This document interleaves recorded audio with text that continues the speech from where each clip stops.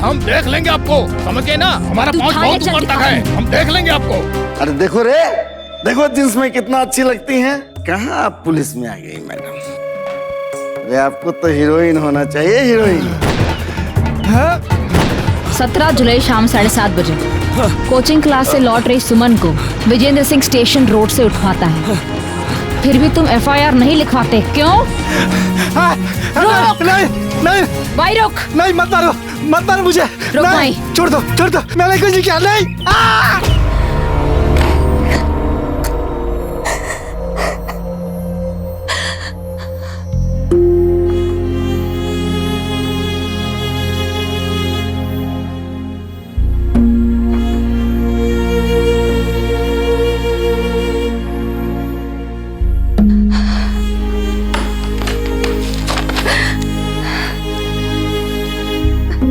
मैं भी जीना चाहती थी, ज्योति सिन्हा की तरह अपराधियों से लड़ना चाहती थी। क्या चाहती थी, क्या हो गया? इस दुनिया में इंसाफ नहीं है।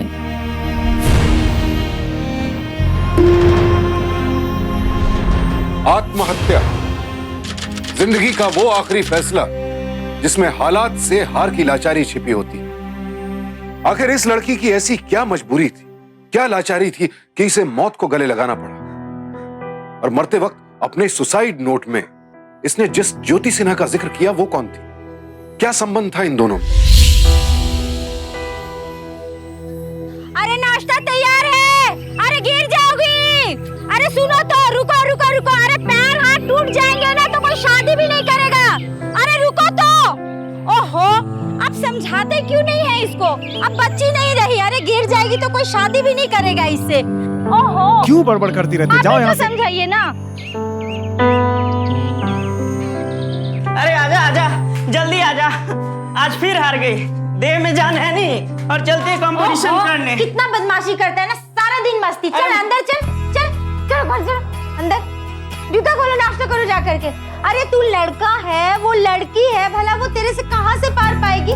माँ, अब ना वो जमाना चला गया जब लड़कियों को कमजोर समझा जाता था। अब बेटों की डिमांड बेटों से ज्यादा है। अरे चल, हवा ने दे।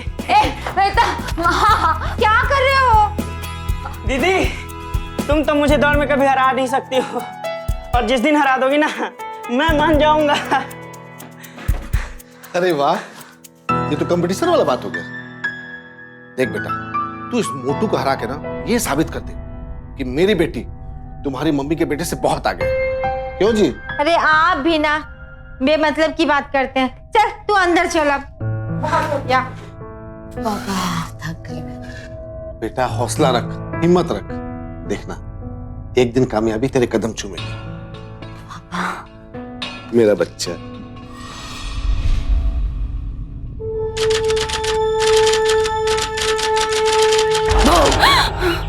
इसे झाँक के किसे देख रही थी? देखना, वो विक्की वहाँ खड़ा है। पता है, पिछले 1 महीने से वो मेरा पीछा कर रहा है। वो तो उस लफंगे से क्या डरती है? तेरी जगह मैं होती ना तो 2 चाटे लगा देती उसको। चल अभी। अरे सुन ना, इतना नहीं डरते हैं अब, चलो। अरे सुन ना, वो बात नहीं है। पता है, उसने मुझे एक लेटर लिखा है कि अगर वो मुझसे सच्चा प्यार करता है ना तो सबके सामने से उठाकर ले जाएगा। अरे हलवा है क्या उठा के ले जाएगा? मैं देखती हूँ कैसे उठा के ले जाता है। चल।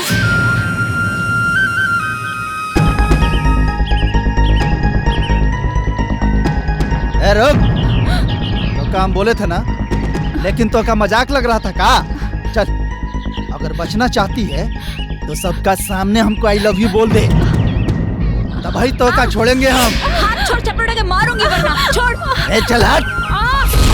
चल, तुमको मना किए थे ना, देखते हैं कौन बचाता है तुमको। चल, चल इसको ले चल चल रे।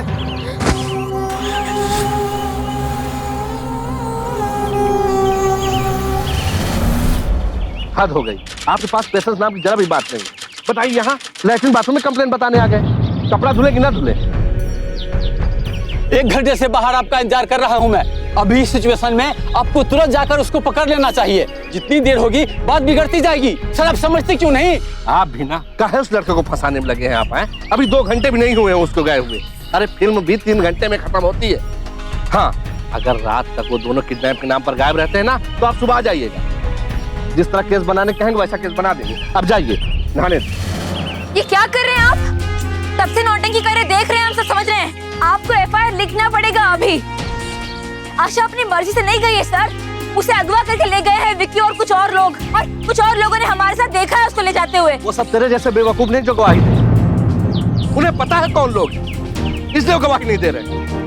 अब जाओगी नहाने दोगी मुझे?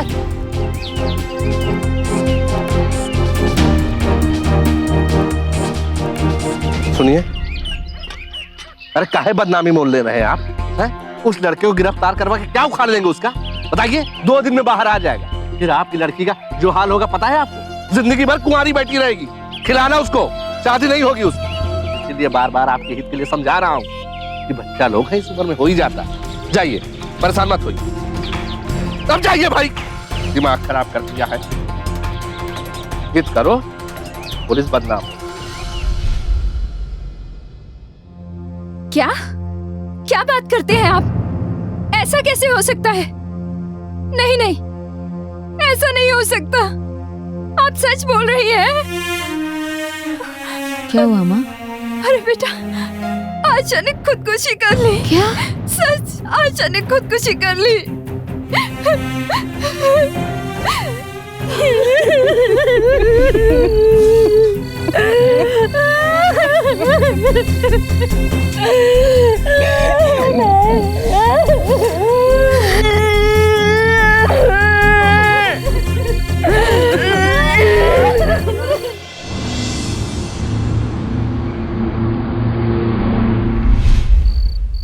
अरे बेटा, कब तक शोक मनाती रहोगी? आशा की जगह मैं होती तो भी आप यही कहते। बदल समाज को, बदल दो सिस्टम को। कोई बाहर से नहीं आएगा, ये तुम लोगों को करना है। ये तुम नौजवानों की जिम्मेदारी है। कोशिश करो बेटा। तय तो कर लिया पापा मैंने, मैं समाज को बदलूंगी। मैं पुलिस की सर्विस ज्वाइन करूंगी। अरे जल्दी करो, बहुत भूख लगी है। आ रही हूँ, 1 मिनट।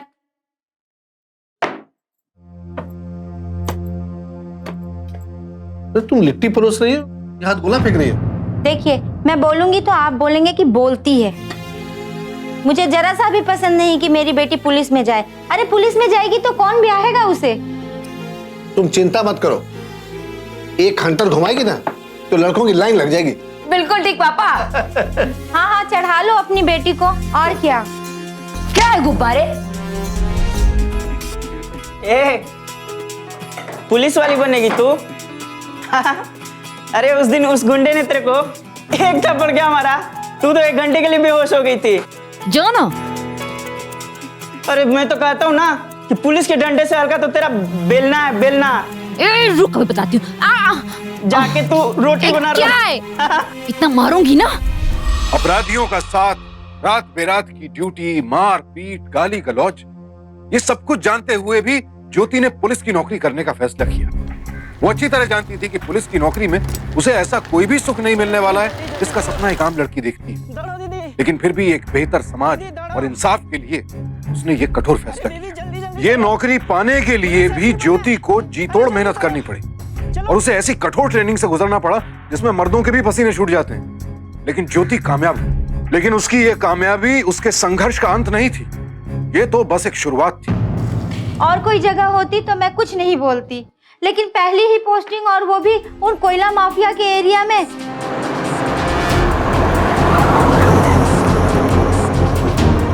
क्यों अपनी जिंदगी बर्बाद करने पर तुली हुई है तू? कौन करेगा तुझसे शादी? अरे जिन हाथों में चूड़ियां पहननी चाहिए, उन हाथों में क्या बंदूक लेके घूमेगी तू?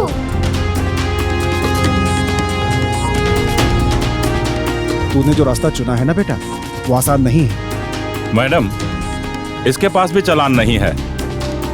मतलब यहाँ आधे से ज्यादा ट्रकें गैर कानूनी तरीके से कोयला ले जाती हैं। बिल्कुल ठीक कर रही हैं आप। बेटा, तुझे तो मर्दों से ज्यादा टफ बनकर दिखाना है। इस पूरे एरिया को सील कर दो जी, और सब ट्रकों की नाकाबंदी लगा दो जी। तभी लोग तेरा सम्मान करेंगे, तुझे सलाम करेंगे। समझे बेटा?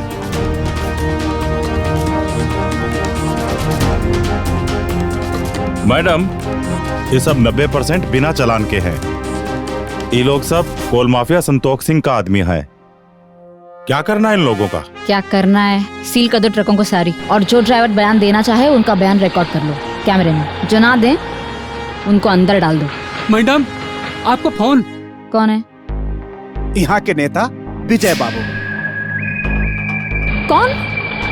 यहाँ के नेता विजय बाबू। क्या कुछ समझ में नहीं आ रहा है? क्या बोल रहे हैं? बहुत आवाज है ना यहाँ पर, शोर है आसपास। बोलना, वापस फोन करती हूँ मैं। ये संतोष सिंह के खिलाफ पेपर तैयार करो, उसको आज ही उठवाएंगे।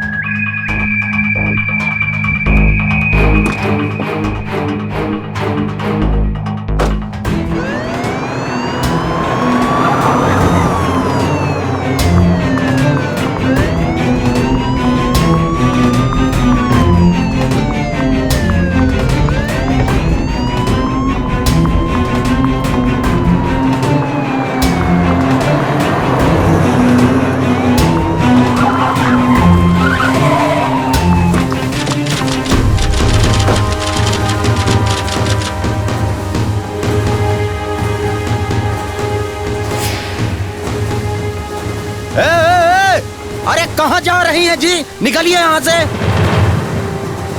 संतोष सिंह का है? भैया फैक्ट्री में हैं, उनको बहुत काम है अभी। चलिए निकलिए यहाँ से, चलिए। ये क्या है? लाइसेंस है इसका? ये भैया का है, हमने 2000 रुपया महीना पे लिया है। आर्म्स एक्ट में डाल दो इसको। बाकी सबका भी चेक करो।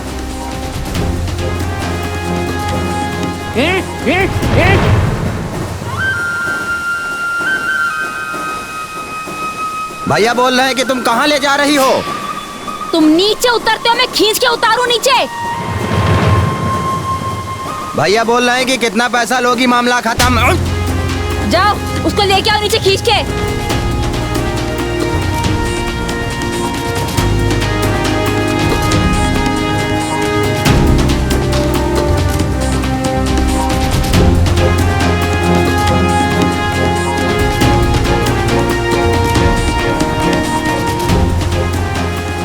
मैडम, मैडम कहाँ ले जा रही हैं? मैडम कहाँ ले जा रही हैं? अरे कुछ हमारा भी तो इज्जत है, आप कहाँ ले जा रही हैं हमें? तेरी इज्जत मैं दिखाती हूँ।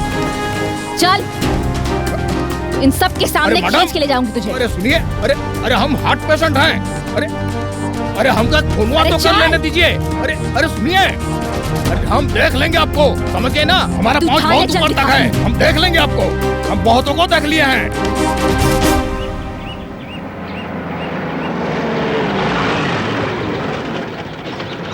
हाँ मैडम, हवालात में अब और कोई जगह नहीं है। ठीक है, हथकड़ी पहना के कोने में बिठा के रखो। जी मैम। पर नजर रखना, और जिन जिन ट्रक मालिकों का पता चल पाया है उनको नोटिस भेजना और बोलना कि यहाँ है, वरना हम आएंगे। Okay madam. और नजर रखना उन पर। Okay madam.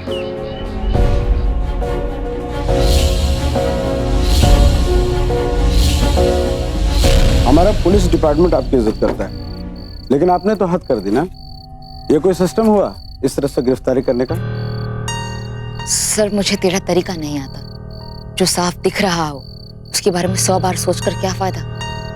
लेकिन आप जिन लोगों को आपने गिरफ्तार किया है वो आधे छूट गए हैं और कल तक आधे छूट जाएंगे।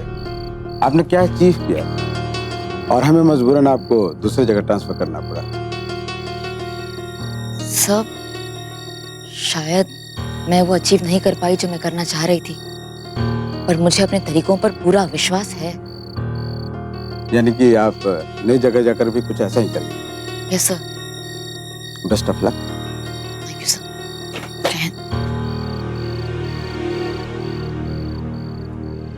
ज्योति की सारी कोशिशों पर पानी फिर गया। अपराधियों को गिरफ्तार करके उसने सामाजिक गंदगी साफ करने का जो अभियान शुरू किया था, उसे एक सरकारी फरमान ने चुटकी में ध्वस्त कर दिया। ये उन्हीं चंद लोगों की कारस्तानी थी जिनकी वजह से पूरा सिस्टम बदनाम होता है। जो लोग अपने लालच और डर की वजह से अपराधियों का सामना करने के बजाय उनके आगे घुटने टेक देते हैं और ज्योति जैसे अफसरों की राह के रोड़े बन जाते हैं। इन लोगों की वजह से जनता का विश्वास पूरे सिस्टम पर से उठ जाता है। लेकिन ज्योति आसानी से हार मानने वालों में से नहीं थी। ज्योति जहां भी जाती 3-4 महीनों में उसका तबादला कर दिया जाता, लेकिन उसने अपना रवैया नहीं बदला। कमजोरों, सताए हुए लोगों, महिलाओं और दलितों के लिए वो काम करती रही। अपराधी चाहे कोई नेता हो या जमींदार या फिर किसी अधिकारी का रिश्तेदार, वो किसी के प्रति कोई भी नरमी नहीं बरतती थी। और उसके इसी सख्त रवैये के कारण अखबार वालों ने उसका एक नया नाम रख दिया, हंटर वन। लेकिन ज्योति खुश नहीं थी। वो अपराधियों को पकड़ जरूर रही थी, लेकिन उन्हें सजा नहीं दिलवा पा रही थी। उसे समझ नहीं आ रहा था आखिर करे तो क्या करे। बहुत गलत टाइम था वैसे कॉम्प्लीमेंट। जजमान जजमान प्रणाम, माफ कीजिएगा, थोड़ा सा विलम्ब हो गया। वो कहा है कि अपनी बिटिया बहुत बड़ी अफसर है ना, तो कोई साधारण लड़का चलेगा नहीं।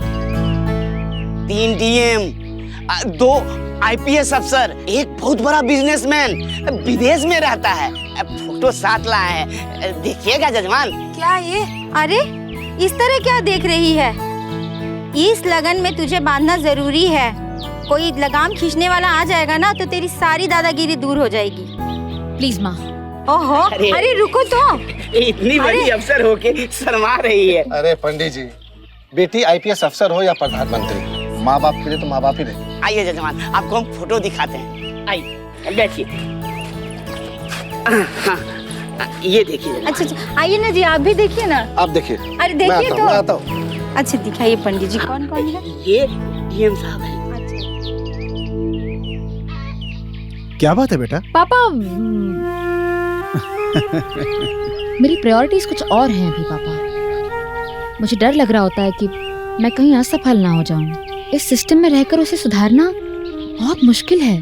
तू तो जानती है बेटा कि ईमानदारी में कितनी ताकत होती है, जिसके लिए सारे तेरे बड़े अफसर तुझसे खौफ खाते हैं। बेटा हिम्मत रख, हौसला रख, और कामयाबी मेरे कदम चूमेगी।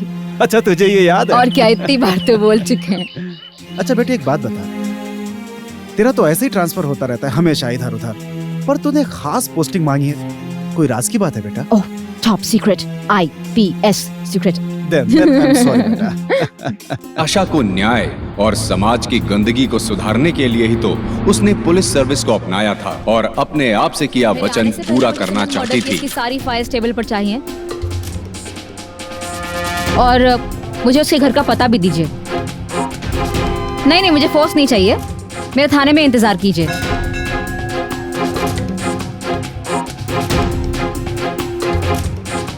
हाँ बोलिए, वहीं पहुंचती हूँ मैं।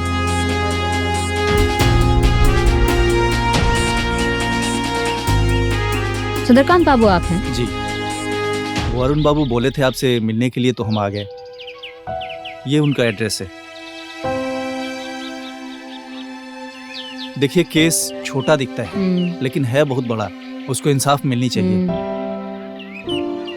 वो भी आपकी तरह आईपीएस बनना चाहती थी। अच्छा, आपकी बहुत बड़ी फैन थी वो। एक्सक्यूज मी मैम, अब मैं चलना चाहूंगा।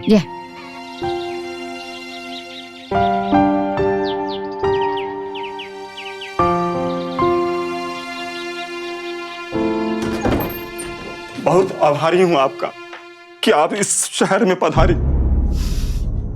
बहुत तलाश के बाद आपका पता लगा तो सुमन की केस का विवरण मैंने आपको भेज दिया, क्योंकि मुझे सिर्फ आप ही पर भरोसा है। मेरी सुमन को कोई इंसाफ दिला सकता है तो वो सिर्फ आप ही हैं।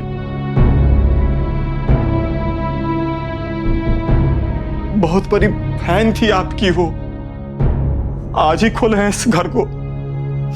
यहीं पर वो फांसी लगा ली थी।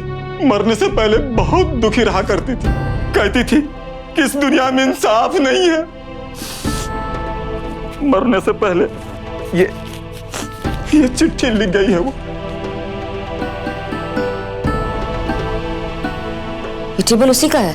हाँ, यहीं बैठकर स्टडी करती थी, इसी टेबल पर बैठती थी, इसी कुर्सी पर बैठती थी।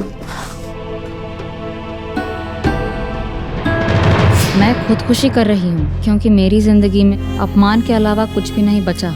विजेंद्र ने मेरे साथ जो कुछ भी किया है, अगर मैं उसे सजा दिलवा पाती तो मैं एक बार फिर से सर उठाकर जी सकती। लेकिन पुलिस ने आज 3 महीने बाद भी उसके नाम का कोई एफआईआर नहीं दर्ज किया। वो शहर में राजा की तरह घूमता है और मैं खून के आंसू रोती हूँ। जब जी में आता है वो मुझे उठाकर ले जाता है। अब समाज भी मुझे एक गंदी नज़र से देखने लगा है। अगर यही समाज है, यही कानून है, तो मुझे नहीं जीना इस दुनिया में। मुझे अफसोस है कि मैं ज्योति सिन्हा की तरह आईपीएस ऑफिसर नहीं बन पाई। मेरी आत्मा तब तक अशांत रहेगी जब तक विजेंद्र को सज़ा नहीं मिलेगी। इसका सिर्फ जिम्मेदार रामादीन सिंह का बेटा विजेंद्र है। सुमन, मुझे तो अभी भी विश्वास नहीं हो रहा है कि इस गरीब की फरियाद सुनकर आप यहाँ तक आ चुकी। अब मुझे लगता है कि मेरी सुमन की आत्मा को शांति मिल जाएगी, शांति मिल जाएगी। सुमन को इंसाफ मिलने का वक्त आ गया है। मेरी दोस्त आशा भी यही चाहती है। इन जालिमों का अंत हो। फिक्र ना कीजिए।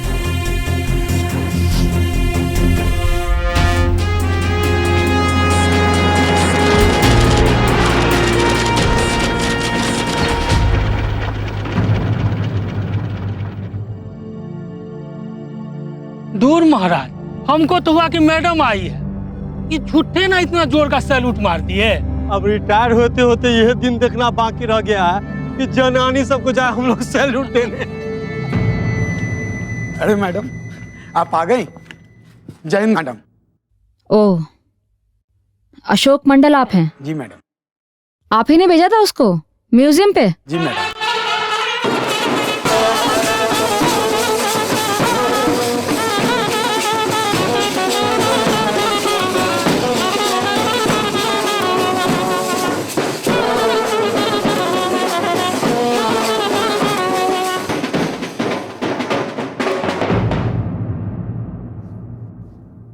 ये सब क्या है? जी आपके स्वागत के लिए आए थे। क्या?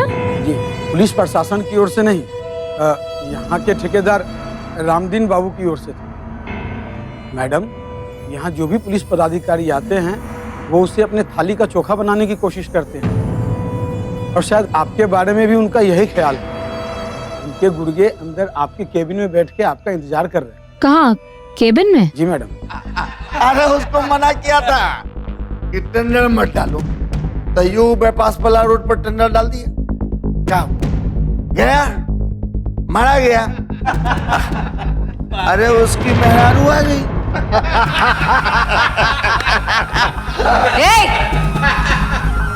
क्या है सब? आप लोग यहाँ पर आए हैं इस तरह से, जानते हैं इसका अंजाम क्या होगा?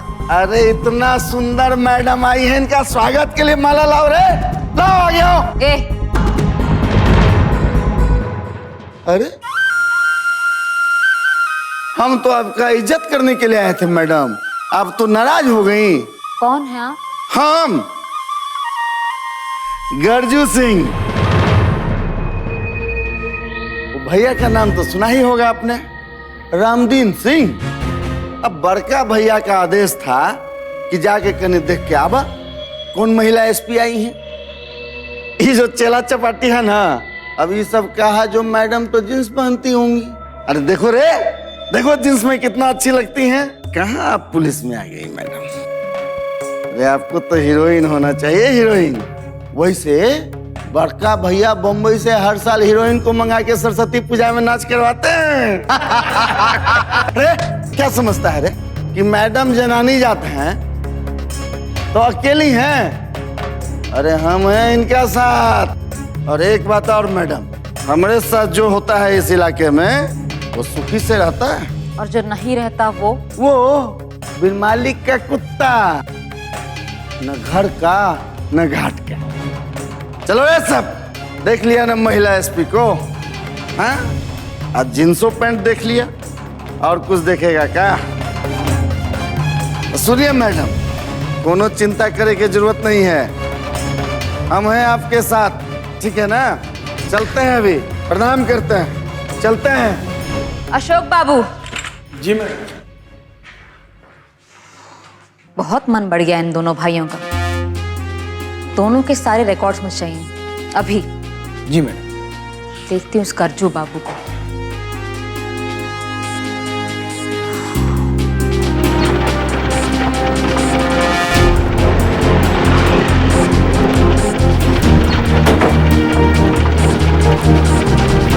जय हिंद मैडम। माधव सिंह तुम हो? जी मैडम। ये क्या कर रही है मैडम? इसको मैडम ये क्या कर रही है आप? अंदर डालो, इसको पकड़ो।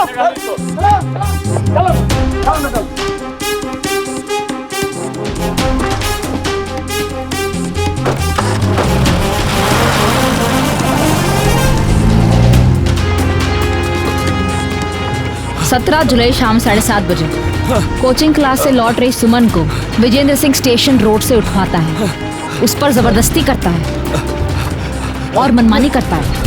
गंदे रुमाल की तरह घर आकर फेंक देते हैं। फिर भी तुम FIR नहीं लिखवाते, क्यों?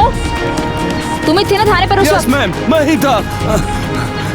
और तो और अगली बार उसे फिर उठवाने में मदद करते हो। सुसाइड नोट देखकर भी कोई एक्शन नहीं लिया तुमने। तुम इस वर्दी के लायक नहीं हो। मुझे माफ कर दीजिए। और तुम्हें डिसमिस कर दिया जाता है। वेरी सॉरी मैडम, मुझे एक बार माफ कर दीजिए मैडम, अब मुझसे कोई गलती नहीं होगी।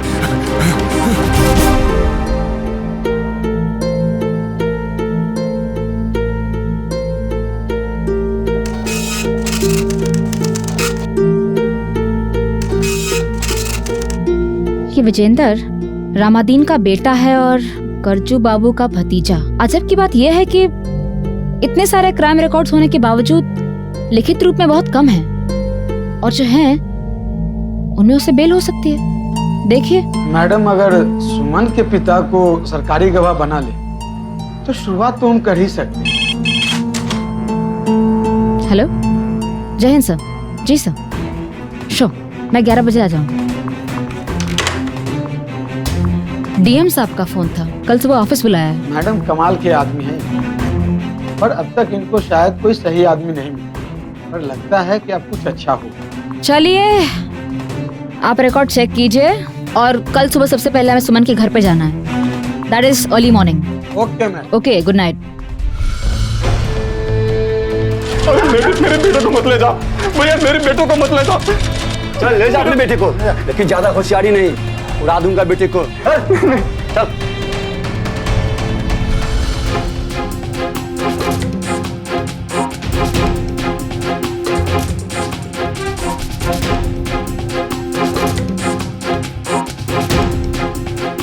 रामदीन के आतंक से अपने छोटे बेटे को बचाने के लिए सुमन के पापा ज्योति को सुमन केस में गवाही देने से मना कर देते हैं, पर ज्योति यहाँ पर भी निराश नहीं होती है और वो रामदीन के खिलाफ अपनी मुहिम और तेज कर देती है। अशोक बाबू समझ रहे हैं क्या हो रहा है? हाँ मैडम, वो आदमी अचानक बदल गया। मजबूर कर दिया गया है उसको। विजेंद्र के आदमियों ने मुंह बंद कर दिया उसको। हम विजेंद्र के मुंह में आग डालकर उससे सत्य उगवाएंगे, मिले तो साला। मिस ज्योति सिन्हा, बिफोर ऑफिशियल टाइम, बिल्कुल वैसा ही जैसा पढ़ा था। Good, I like it.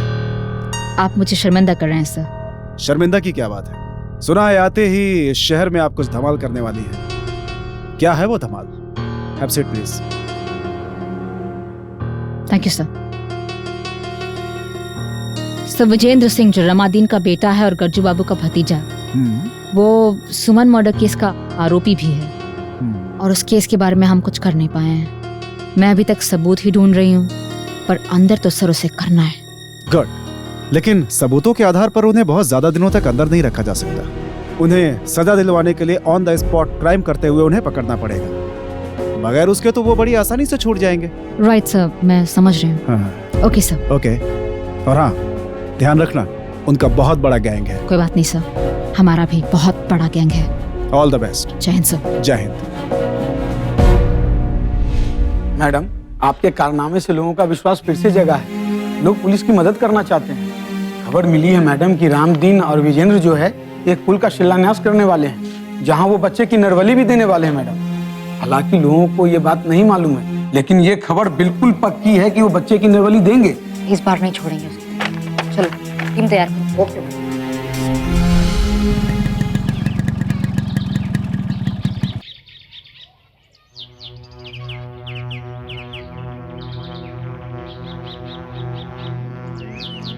हाँ हेलो मैडम। हाँ बोलो।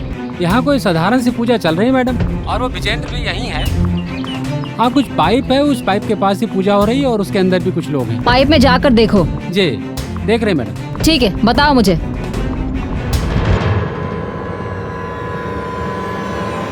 अरे चल चल चल चल, यहाँ से जा। चल चल चल, निकल। चल निकल। जा। ठीक है जा निकल। जा रहे हैं। जा निकल।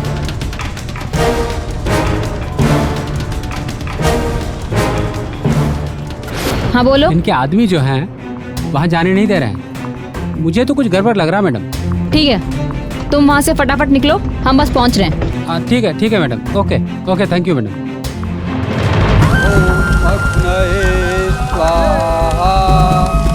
रामदीन बाबू अब पुष्प अर्पण करने का समय हो चुका है। पंडित जी, मेरे जगह पे मेरा बेटा अगर पुष्प अर्पित करेगा तो आपको कोनो प्रॉब्लम है? प्रॉब्लम नहीं है। ठीक है, कराइए। जल्दी जल्दी जल्दी।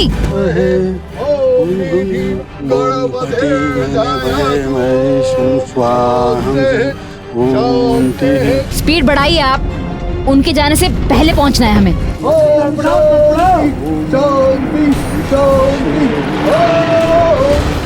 अरे पुलिस आ गई, पुलिस! अरे पुलिस आ गई, तुम क्या देख रहे हैं? भाग यहाँ से! पकड़ना मत! साबत! भाग यहाँ से! बाद में हम देख लेंगे। भाग भाग साबत! भाग! ए विजेंदर! भाग साबत! साबत! चलो रिवर्स करो, वहां से लो, पीछे उसके। जल्दी उसको पकड़ना है। स्पीड बढ़ाओ।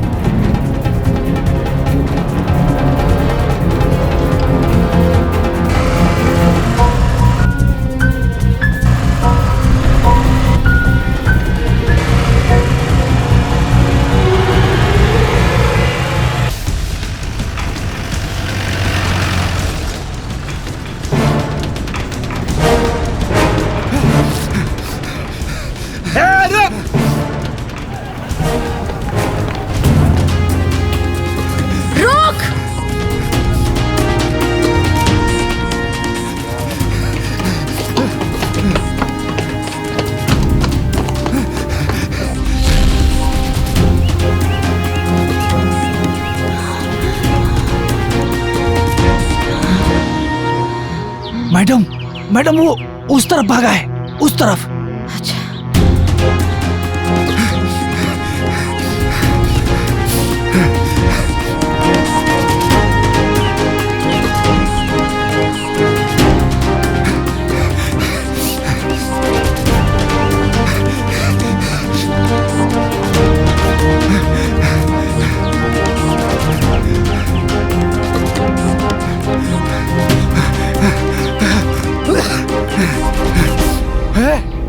आप पकड़, विजेंदर को पकड़ेगी, आप पकड़, पकड़।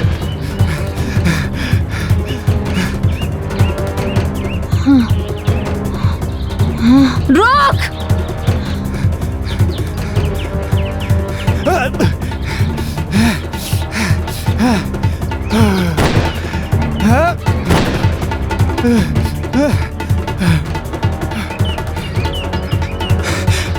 अरे वो पगला गई है, गोली चला रही है। हम भी दंदना देखा।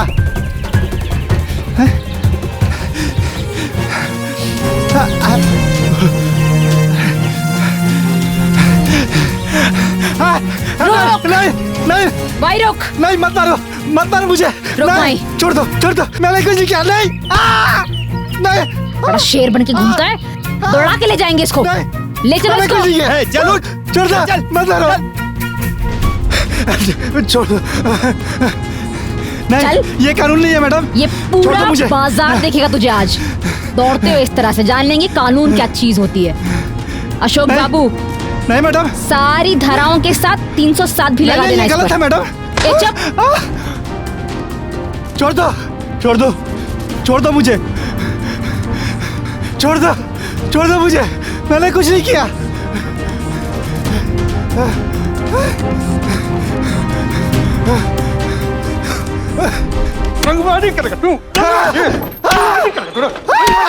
मैडम, आपने मेरे बेटे की जान बचाई। मैं आपका एहसानमंद जिंदगी भर रहूंगा। बेटा, मैडम को ये गिफ्ट करो। मैडम, ये आपके लिए। मैं भी आपकी तरह ही बनना चाहता हूँ। Thank you. इसके लिए तुम्हें बहुत मेहनत करनी पड़ेगी और बहुत दौड़ना भी पड़ेगा। करूंगा madam. All the best. Thank you madam. आइए,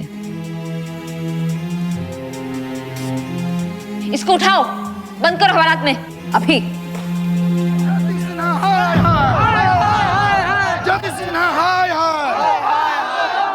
अशोक बाबू, ये आवाज किसकी है? अशोक, देख कर आओ। जी मैडम। ज्योति सिन्हा, हाय हाय! पुलिस की गुंडागर्दी बंद करो। मैडम, ये लोग तो पूरा फौज लेकर के आया हुआ है और प्रशासन के खिलाफ नारेबाजी भी कर रहा है। ठीक है। ज्योति सिन्हा, हाय हाय! ज्योति सिन्हा, हाय वो लोग चाहते क्या अशोक बाबू? मैडम ये लोग चाहते हैं कि आप सरेआम इनसे माफी मांगे और विजेंद्र को छोड़ दें। मैडम मेरे ख्याल से आपको लाठीचार्ज का ऑर्डर दे देना चाहिए। पहले मैं इन्हें समझाऊंगी। ज्योति सिन्हा मुर्दाबाद। मैं समझाती हूँ इन्हें। पुलिस की दादागिरी नहीं चलेगी। ज्योति सिन्हा हाय हाय। शांत हो जाइए। देखिए आप लोग कानून को हाथ में ले रहे हैं।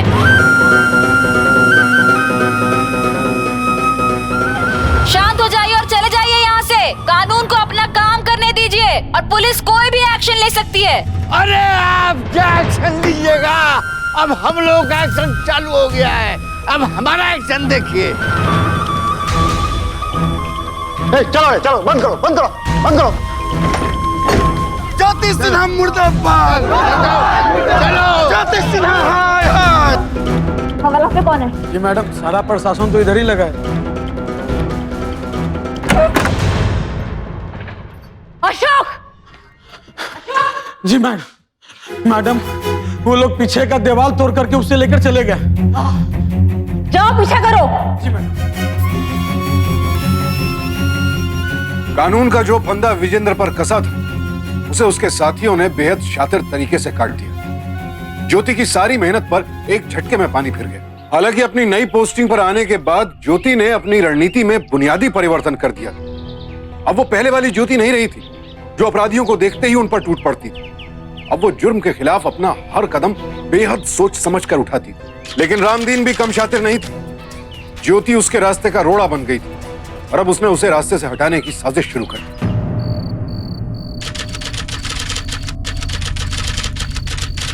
हेलो पापा।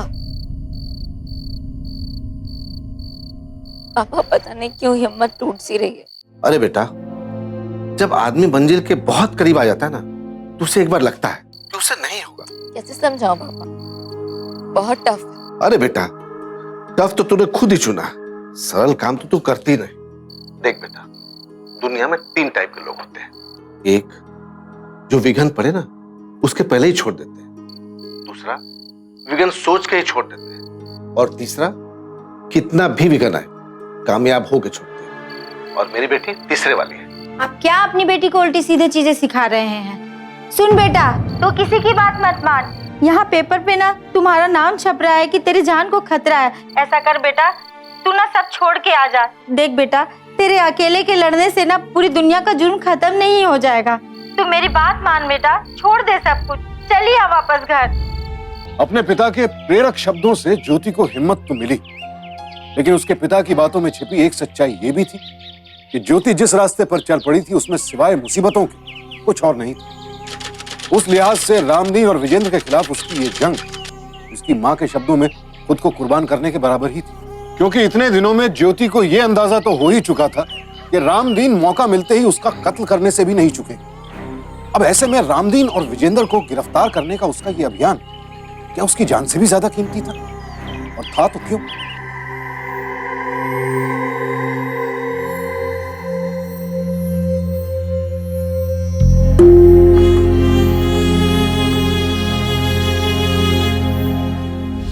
छोड़, चपड़ा के मारूंगी वरना। छोड़। चल हट। चल, तुमको मना किए थे ना।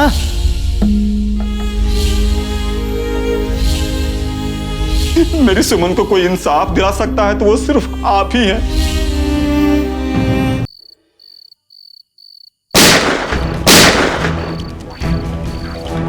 पोजीशन लो, पोजीशन लो। मैडम आप निकलिए मैडम। एक अंदर है, एक बाहर है। मैं आपको कवर दे रहा हूं, आप निकलिए मैडम।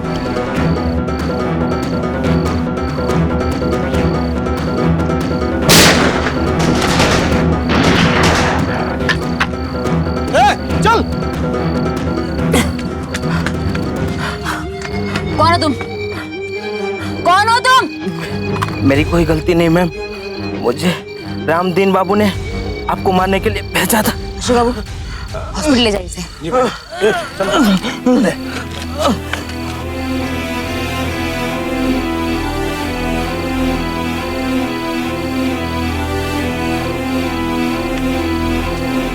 सर, मैं कल सुबह फोर्स को लेकर विजेंद्र और रमादीन को गिरफ्तार करने जा रही हूँ। ओके। सर उन्होंने मेरे घर पर आज अटैक किया है। आज अटैक किया है, कल कुछ और कर सकते हैं, और इससे पहले मैं उन्हें गिरफ्तार करना चाहती हूँ। ओके। मेरे पास वारंट नहीं है और परमिशंस भी नहीं है सर। ऑलराइट। पर फिर भी मैं कल जाकर उनका आतंक खत्म कर दूंगी।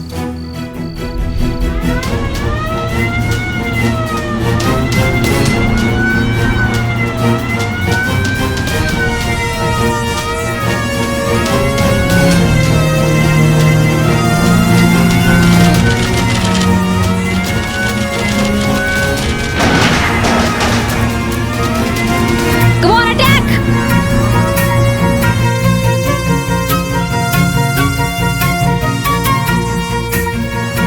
चल के अंदर कैसे होता पुलिस में गोली चलाने के लिए? अरे हम कुछ किए हैं। भाग, कोई नहीं आएगा नहीं तो गोली मार देंगे। चल अंदर, चल अंदर। ए रुक रुक रुक!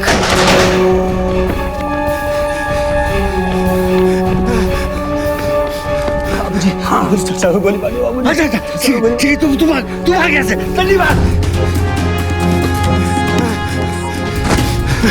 विजेंद्र रुको, गोली मार दूंगी।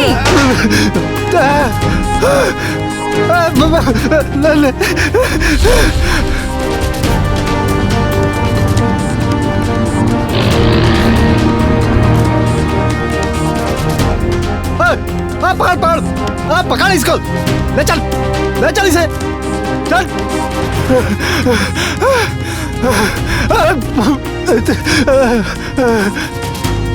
मुझे मत मारो, छोड़ दे। मार दूंगी तो सुमन के साथ इंसाफ कैसे होगा? ले चल इसे,